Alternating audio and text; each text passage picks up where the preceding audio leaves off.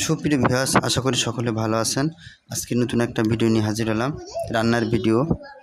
আমাদের বাসায় সাধারণত কোনো সবজি বা তরকারি কোনো কিছু নেই রান্না করার মতো, যেটুকু আছে সেটুকু দিয়ে রান্না হচ্ছে। আজকে রেসিপি হচ্ছে উস্তে ভাজা এবং আলু।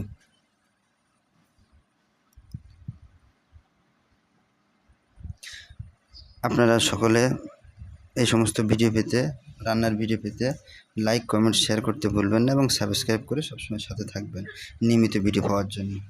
এখন প্রথম যেটা দেওয়া হলো সেটা হচ্ছে তেল। তেল একটু গরম হচ্ছে, এর পাশাপাশি এখানে কিছু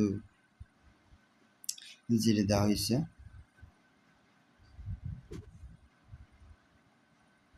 এবারে যে উস্তে ভাজা এবং গোলালু একসাথে কেটে রান্না করে ওগুলো ভাজা করা হচ্ছে। আমাদের আজকের খাওয়ার মেনুতে এটা আছে, কারণ আগে বলেছি যে বাসায় কোনো সবজি নেই, টাকা পয়সার অভাবে কিনতে পারি নাই।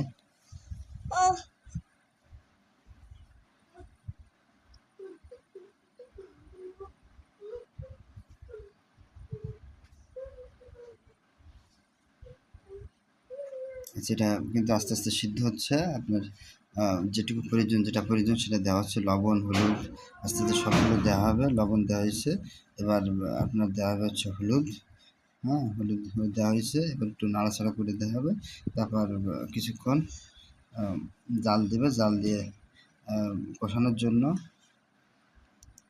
চাপ দিয়ে যেটা করবে সেটা হচ্ছে ঢাকনা দিয়ে ঢেকে দেওয়া হবে। এই যে কালার কিন্তু আস্তে আস্তে ভালোই দেখা যাচ্ছে। আগে কিন্তু কালার টোটালি ছিল না, কারণ হলুদ দেওয়া ছিল না বিধায়। হলুদ দিয়েছে, এখন কালার ভালো দেখা যাচ্ছে। এবার কিছুক্ষণ জাল দেওয়া হবে, তারপর ঢেকে দেওয়া হবে।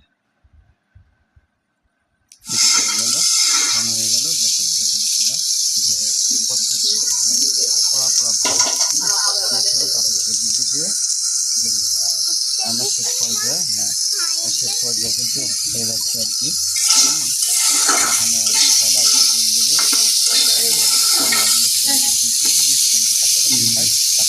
পছন্দ করি, শরীরের জন্য ভালো, সুস্থ হবে।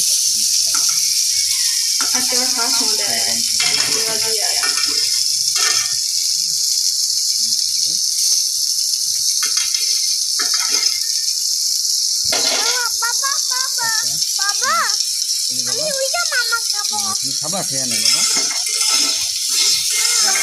খেয়ে নে। আচ্ছা, কোথাও কম বলো, খেয়ে নে, একটু কম বলতে। খেয়ে নে।